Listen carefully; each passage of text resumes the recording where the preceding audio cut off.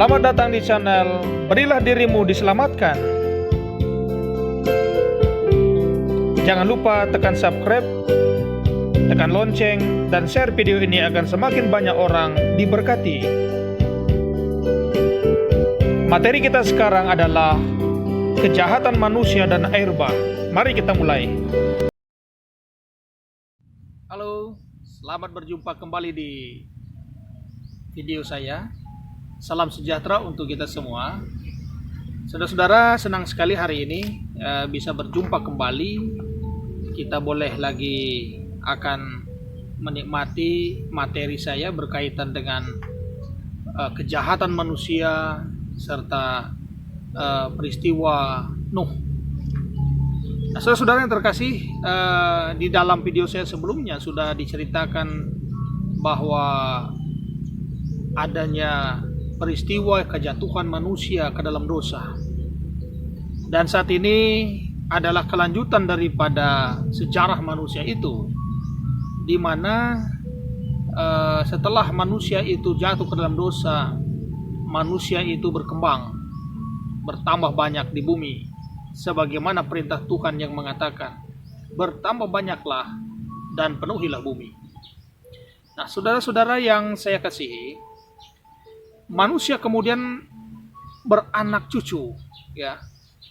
Pada video sebelumnya saya sudah menceritakan keturunan Adam dan Hawa, bahwa Adam dan Hawa memiliki anak yang bernama Kain dan Habel. Kemudian mereka berdua bekerja, Kain sebagai petani dan Habel bekerja sebagai peternak, pengembala, menjadi seorang gembala. Kemudian suatu ketika mereka berdua mendapatkan hasil, maka mereka mempersembahkan sebagai ungkapan syukur kepada Tuhan. Dan pada akhirnya persembahan yang diterima oleh Tuhan, yang diindahkan oleh Tuhan adalah persembahan adiknya Habel. Sedangkan persembahan Kain tidak diindahkan oleh Tuhan. Nah, saudara yang terkasih dalam Tuhan, saat ini kita berbicara kelanjutan daripada itu, bahwa Adam dan Hawa memiliki anak laki-laki dan perempuan, tidak dicatat berapa banyak, dan mereka itulah kemudian menjadi manusia yang memenuhi bumi itu sendiri. Nah, saudara-saudara yang saya kasihi, bahwa setelah manusia itu bertambah banyak di bumi, maka kejahatan manusia, kekerasan, kejahatan yang terus berkembang. Manusia lebih cenderung melaksanakan kehidupannya dengan melaksanakan kekerasan dan kejahatan di tengah-tengah dunia. Nah, sehingga saudara-saudara, Tuhan sendiri melihat bahwa kecenderungan hati manusia adalah membuahkan kejahatan. Nah, sehingga pada waktu itu diceritakan dalam Alkitab bahwa ada anak-anak Allah, tetapi ada juga di pihak manusia, yang tidak termasuk anak-anak Allah. Nah, mungkin ini menjadi pertanyaan buat kita, kenapa di dalam Alkitab pada waktu kejahatan manusia bertambah banyak, ada yang diceritakan bahwa ada anak Allah di sana, anak-anak Allah. Jadi menurut kamus Alkitab, anak-anak Allah yang dimaksud pada waktu itu adalah orang-orang yang masih taat kepada Tuhan. Jadi manusia yang masih setia kepada Tuhan, yang masih bergaul dengan Tuhan, yang takut melaksanakan kejahatan di tengah-tengah dunia.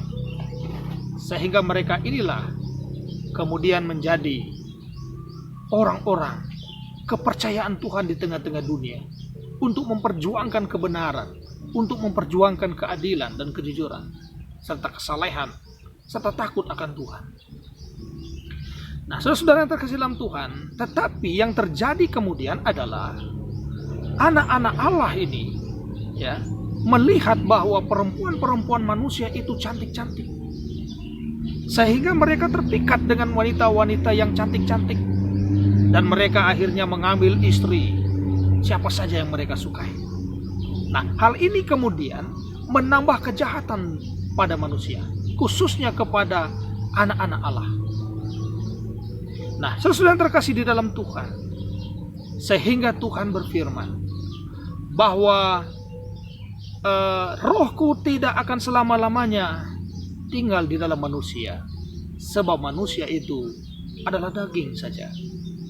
Tetapi umur manusia hanya 126 tahun saja. Jadi saudara, sebelum ditetapkannya umur manusia 126 tahun, maka umur manusia sebelum itu, kalau kita lihat dalam sejarah Alkitab, mulai umur Adam adalah 930 tahun dan seterusnya. Rata-rata mereka punya umur itu ada di 700 lebih, ada yang 600 tahun.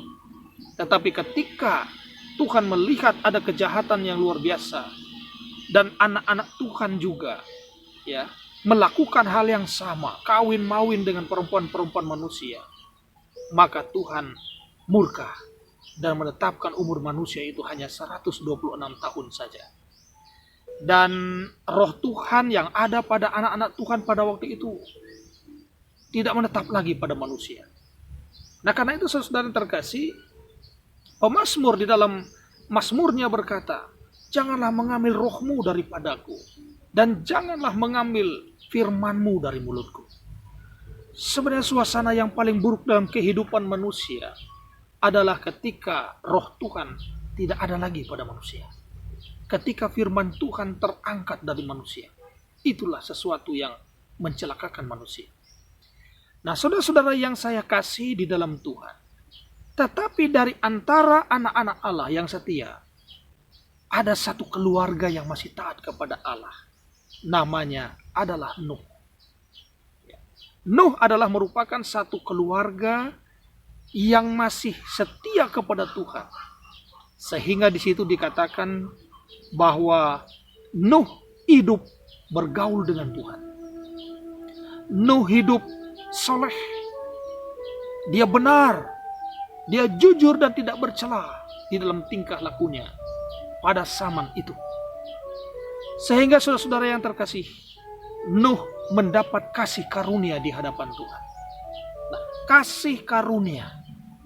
Kasih artinya Allah mengasihi Nuh. Kenapa Allah mengasihi Nuh? Karena Nuh taat kepada Tuhan. Karena Nuh bergaul dengan Tuhan. Karena Nuh hidup tidak bercela, tetapi dia hidup menurut kebenaran yang diinginkan Tuhan.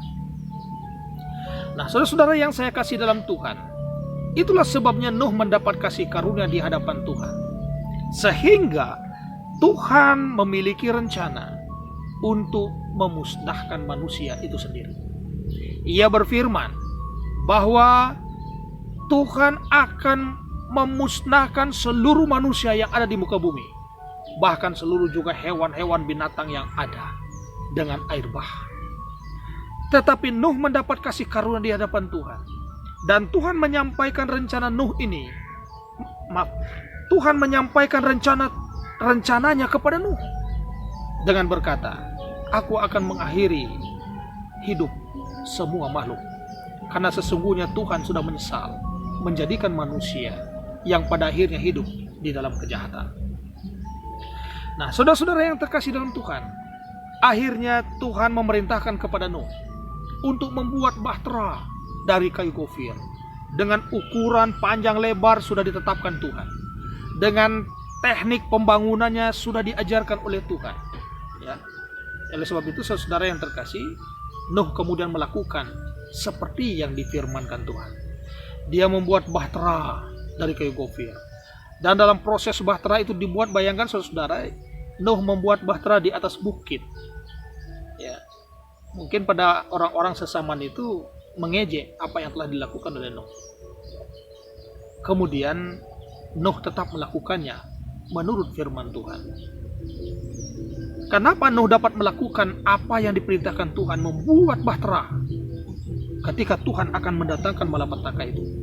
Karena Nuh percaya kepada Tuhan. Karena Nuh beriman kepada Tuhan. Dan Nuh bergaul dengan Tuhan. Sehingga Nuh mengenal siapa Tuhan. Bahwa apa yang dikatakan Tuhan itu pasti akan terjadi. Apa yang diperintahkan oleh Tuhan akan terlaksana. Itulah dasar berpikir Nuh. Sehingga ketika Tuhan memerintahkan untuk melakukan pekerjaan yang tidak masuk akal, yang berada di luar akal manusia. Tetapi Nuh tetap melakukannya dengan taat. Di dalam Alkitab dikatakan Nuh melakukannya tepat seperti yang diperintahkan Tuhan. Artinya tepat, tidak menyimpang ke kanan dan ke kiri. Nuh tidak protes kepada Tuhan, kenapa Tuhan? Tetapi karena Tuhan sudah menyampaikan rencananya kepada Nuh, Nuh beriman atas itu. Nah, karena itu saudara yang terkasih dalam Tuhan, mungkin saja pada waktu Nuh membuat bahtera, ada begitu banyak manusia yang kemudian mencela. Hai Nuh, kenapa kamu membuat bahtera di atas bukit? Kamu buat apa itu? Ya, kamu udah gila apa? Nuh sudah stres ya. Kenapa melakukan hal yang di luar nalar gitu? Tetapi Nuh tetap melakukannya, apa yang diperintahkan oleh Tuhan. Nah, saudara-saudara yang terkasih di dalam Tuhan, akhirnya Tuhan memerintahkan kepada Nuh agar supaya Nuh membawa serta hewan, binatang melata, dan segala jenis binatang yang ada, segala jenis hewan dan burung-burung, satu pasang, jantan dan betina. Dan Tuhan berfirman, setiap satu pasang hewan akan datang kepadamu menjumpai Nuh di bahtera itu. Dan pada saatnya Tuhan ketika akan segera melakukan hukuman kepada manusia saat itu, maka Tuhan menyuruh seluruh makhluk, hewan, burung-burung yang sudah datang kepada Nuh untuk masuk ke bahtera itu. Dan juga Tuhan memerintahkan kepada Nuh, istri dan anak serta menantu daripada Nuh sendiri untuk segera masuk ke dalam bahtera. Dan malaikat Tuhan menutup pintu dari belakang Nuh. Nah, saudara-saudara yang saya kasih di dalam Tuhan, itu peristiwa luar biasa. Akhirnya Tuhan mulai mendatangkan hujan. Dari tingkap-tingkap langit terbuka, hujan turun luar biasa. Sesuatu yang tidak pernah terjadi dan tidak akan pernah terjadi lagi ketika Tuhan membuka seluruh perbendaharaan air. Wah, saudara-saudara. Kemudian samudra raya membuka seluruh mata-mata air perbendaharaannya untuk boleh menjadikan dunia ini menjadi air bah. Sehingga seluruh permukaan bumi, termasuk gunung yang paling tinggi, tenggelam sepenuhnya. Akhirnya saudara yang terkasih dalam Tuhan, Tuhan benar-benar melaksanakan hukumannya kepada manusia. Dan seluruh hewan, seluruh manusia, seluruh burung-burung tidak ada lagi tempat untuk berlindung, untuk memijakkan kakinya, karena seluruh permukaan bumi telah penuh dengan air. Saudara yang terkasih dalam Tuhan, itu terjadi, hujan itu terjadi, dicatat dalam kitab kehidupan 40 hari 40 malam. Hujan tidak pernah berhenti dalam jumlah yang sangat besar, 40 hari 40 malam. Dan kemudian bahtera itu mulai terangkat dan kemudian mengapung-apung di atas air selama 150 hari. Kalau kita dihitung dalam bulan, saudara, kalau satu bulan itu terdiri dari 30 hari, 150 hari berarti Nuh dan bahteranya itu terapung-apung sekitar 5 bulan. 5 bulan, hampir setengah tahun, saudara.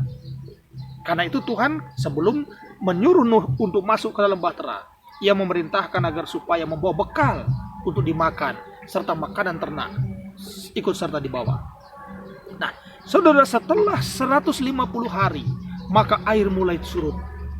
Setelah air surut, kemudian Nuh membuka tingkap jendela di bahtera mereka. Kemudian melepaskan seekor burung merpati. Kemudian burung merpati itu kembali lagi. Karena burung itu tidak mendapatkan tempat untuk berpijak. Karena air masih berada di seluruh bumi. Nah, kemudian Nuh masih menunggu lagi beberapa hari.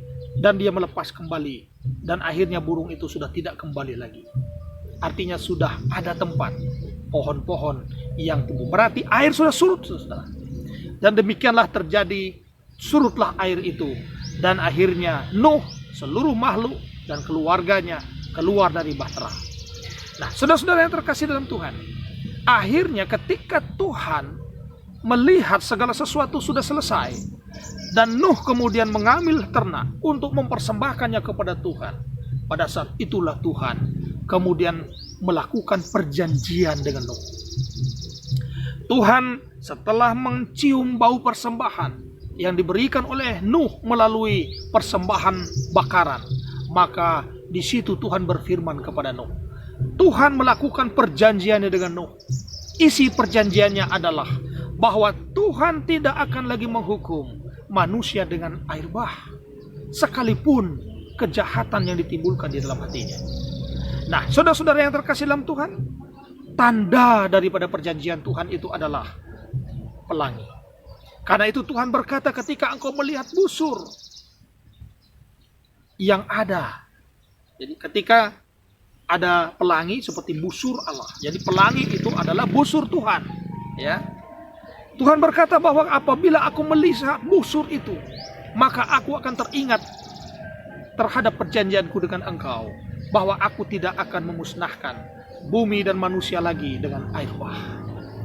Nah, saudara-saudara terkasih dalam Tuhan, demikianlah riwayat daripada kejahatan manusia setelah manusia jatuh ke dalam dosa. Kemudian manusia dihukum, dimusnahkan oleh Tuhan, tetapi Nuh mendapat kasih karunia di hadapan Tuhan. Nah, pelajaran apa yang dapat kita petik dari peristiwa ini? Pelajaran yang dapat kita petik adalah kita harus bergaul dengan Tuhan. Kita harus taat kepada firman Tuhan. Kita harus hidup menurut kehendak Tuhan. Seperti Nuh dikatakan, bahwa Nuh hidup bergaul dengan Tuhan. Bahwa Nuh hidup benar, tak bercelah. Bahwa hidup Nuh itu jujur, dan dia mengikuti kehendak Tuhan. Sehingga saudara-saudara yang terkasih dalam Tuhan, ketika Tuhan akan menghukum dunia, maka Nuh mendapat kasih karunia di hadapan Tuhan. Begitu juga dengan kehidupan kita sekarang. Kehidupan sekarang tidak beda dengan kehidupan pada zaman Nuh. Ya. Tuhan Yesus berjanji bahwa Ia akan datang kedua kali untuk membawa orang-orang kudusnya menyongsong Dia di angkasa, untuk membawa orang-orang yang percaya ke rumah Bapa, sebagaimana dikatakan dalam kitab Yohanes. Janganlah kamu khawatir dan gelisah. Di rumah Bapakku banyak tempat tinggal. Kalau tidak demikian, tentu aku mengatakannya kepadamu. Saudara yang terkasih dalam Tuhan, kita punya harapan. Kita punya harapan. Nah, karena itu jangan sampai kita salah menjalani hidup, tetapi kita harus setia kepada Allah. Sehingga ketika Tuhan Yesus datang, maka Tuhan Yesus akan membawa setiap orang. Ibaratnya Tuhan Yesus itu akan memasukkan kita ke dalam rumahnya.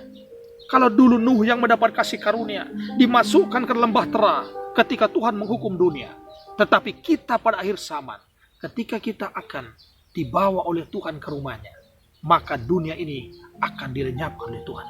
Sebagaimana Tuhan berkata, maka bumi dan langit ini akan digulung seperti gulungan kitab. Nah, karena itu saudara yang terkasih dalam Tuhan, murka Tuhan luar biasa terhadap kejahatan manusia sekarang. Karena itu marilah kita mencari kebenaran itu. Kita mencari kebenaran di dalam Yesus. Sebagaimana Tuhan Yesus mengatakan, akulah jalan kebenaran dan hidup. Tidak ada seorang pun yang datang kepada Bapa kalau tidak melalui aku. Terpujilah Tuhan. Demikianlah video saya saat ini. Semoga saudara-saudara diberkati lewat video ini. Tuhan memberkati saudara sekarang dan sampai selama-lamanya. Amin.